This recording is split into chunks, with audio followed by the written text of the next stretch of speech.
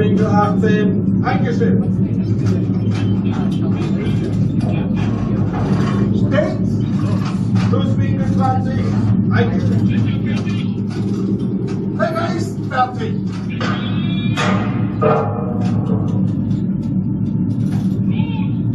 Los!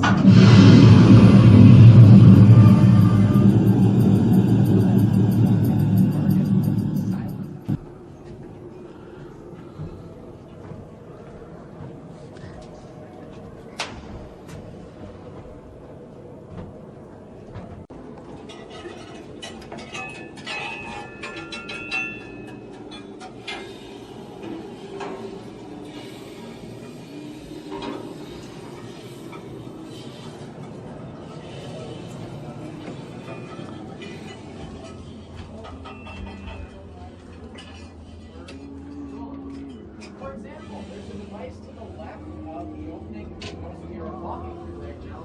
That's the control for side-to-side movements of the boat. The steering wheel-like devices are controlled for the dive. Einschläge! Einschläge! Einschläge! Now, in order for it to end up where it is now, the U-505 had to be captured.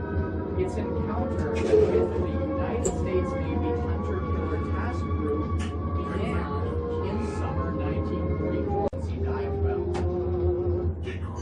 This meant that every crewman who was not doing something essential rushed to the front of the boat in order to increase his weight. They would also flood those ballast tanks. Yes, these men would pile on top of each other in the front of the boat in order to increase its weight in the front. Miles away, because sound travels faster and farther underwater than does on land to the air. Every man who wasn't doing something very important was ordered to sleep, because a sleeping man was generally quieter and definitely used less oxygen. One of them strikes the U-505's rudder and jams it to one side. This sends the boat into a downward spiral towards the bottom of the ocean. At this point, the captain has one of two choices. He could let it sink along with everybody on board, or he could try to bring it to the surface, but that would mean facing the now multiple American warships waiting up above. He chose to surface the boat and try to save his crew. When they got up above, 6 minutes non-stop. The average length of a song is about 3 minutes. Imagine listening to 2 songs back to back, except instead of music, it is constant gunfire. Now this forced the crew to abandon ship by the captain's order, but not before scuttling it, sinking it on purpose. They'd rather destroy their boat than let it fall into American hands. So they opened the sea strainer. This was a device designed to flood ocean water into the submarine. Trying to escape, the radio operator on board was killed in action. The captain was shot in the leg but survived, and everybody else on board was able to escape. Then the U.S. Navy boarding party came on board the foreign submarine, which had been darkened. The lights had been switched off, and there was still that flooding coming from the sea strainer valve. One of the American sailors, Zenon V. Lukosius, who was Captain Daniel Gallery, came on board.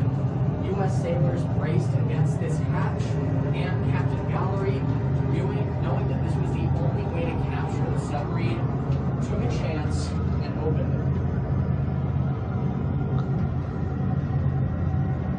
He found